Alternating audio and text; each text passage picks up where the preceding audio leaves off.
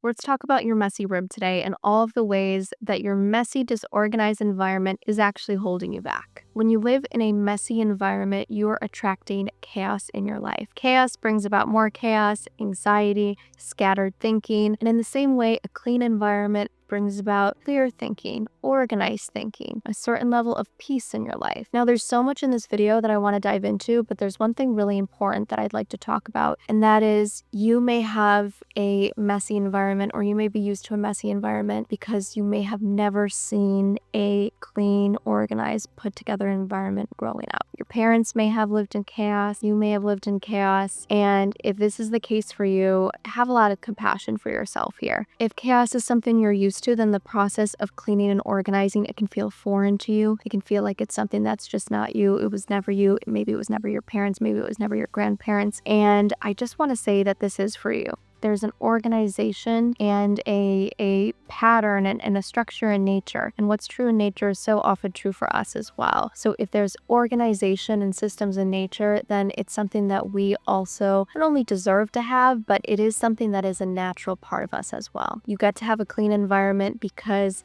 it will help you live the biggest possible life that you will live. And it's a really important step to being all that you can be in this life. And with that, I want to get into my first point, which is the point of chaos. You may have grown up in chaos and you might be used to chaos in your life. So it's not a surprise that your environment is maybe a little chaotic. I think people often talk about getting into relationships that are chaotic because it's normal, but there are so many ways that this manifests in our life. And one of them is through a messy environment. When you're used to chaos in your life, sometimes the level of disorganization and just uncleanliness, it can feel really comforting in some way. It's not a comfort that feels good. I don't think a messy environment ever feels good, but it feels like you. It feels like maybe who you thought you were. And chaos is an interesting thing, again, both in relationships and in your environment, in that it automatically kind of puts this barrier between you and your life. You always have this thing that you kind of know, it's like this nagging feeling that you know you should be doing something. You know you should be living in a clean environment, right? You can feel it, but you're not doing it. So it's something that's kind of constantly distracting you. It's making you scattered. It's making you a bit all over the place. It's hard to focus on also like what your future is when you're living in chaos, because it always feels like you don't have this certain base level of stability really there for you. If you were to have a clean, organized environment, your mind would have to go into what now?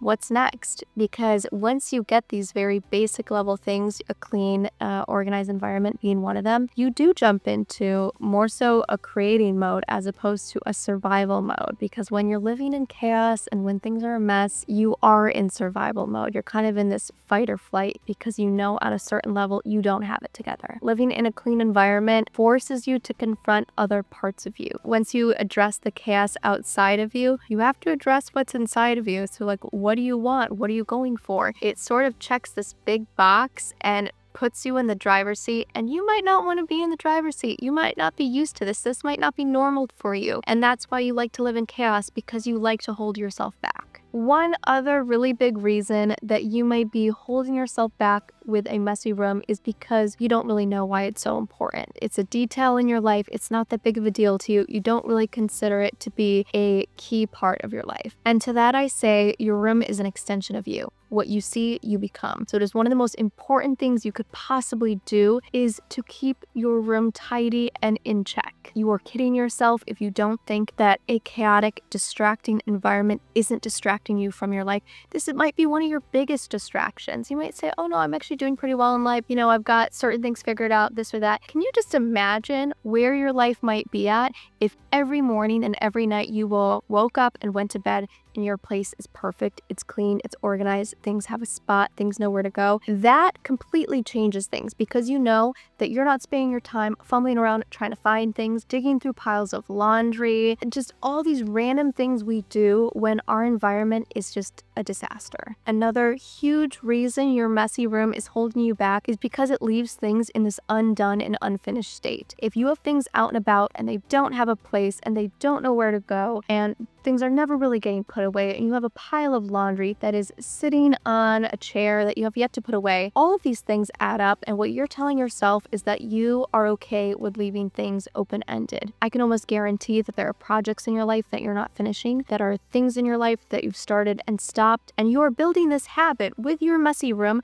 that it's okay to start and stop things. It's okay to not finish things. It's not a big deal, but it actually is a big deal because you're just building this habit in your environment. And again, what you see, you become. You're constantly seeing things that you've stopped and started, that you are not finished, that are not done, that are not organized, and you're just constantly sending this message to yourself that you are not A, moving things forward, and B, you're okay with keeping things undone and not moving things forward and not pushing things along in a way. And the last reason that you may be living in a messy, unorganized environment is because somewhere along the way in your life, you learn this habit of treating yourself poorly. And you don't need to treat yourself like shit. You don't need to live in a messy, disorganized environment. It's okay to want more. And I know it's so easy to get in this habit of treating yourself poorly, but you really don't need to do that anymore. If you are interested in cultivating a clean, organized, incredible environment that you feel amazing in every single day, I highly recommend Marie Kondo's Life-Changing Magic of Cleaning and Tidying Up. That's like one of my favorite books of all time. I love that book. I do her routine every couple months. I absolutely adore her. She's changed my life. That would be my biggest recommendation to you. If that's something that feels intimidating to you, I'll do it along with you. We'll do a Marie Kondo session together. There is this big, incredible life waiting for you, and having a clean and open space just opens up your life in a much bigger way. You are ready for more,